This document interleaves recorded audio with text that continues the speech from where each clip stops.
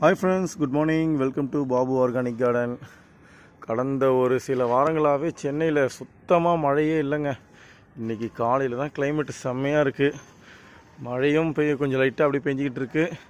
செடிங்க, குழந்தைங்க இப்போ தாங்க கொஞ்சம் அப்படியே சிரிச்சா மாதிரி இருக்குது. எல்லாமே அப்படியே ஒரு கொஞ்சம் வாரமாகவே அப்படியே தோண்டு போய் வெயில், அவ்வளோ வெயில் 100 டிகிரிலாம் தாண்டி கொளுத்துச்சு. இங்கே பாருங்கள், வெயில் காரணமாக எப்படி இருக்குது பார்த்தீங்களா? இலையெல்லாம் நிறைய பேர் மெசேஜ் பண்ணிகிட்ருக்காங்க, சார் என் இலை இப்படி ஆயிடுச்சு அப்படி ஆயிடுச்சுன்னு.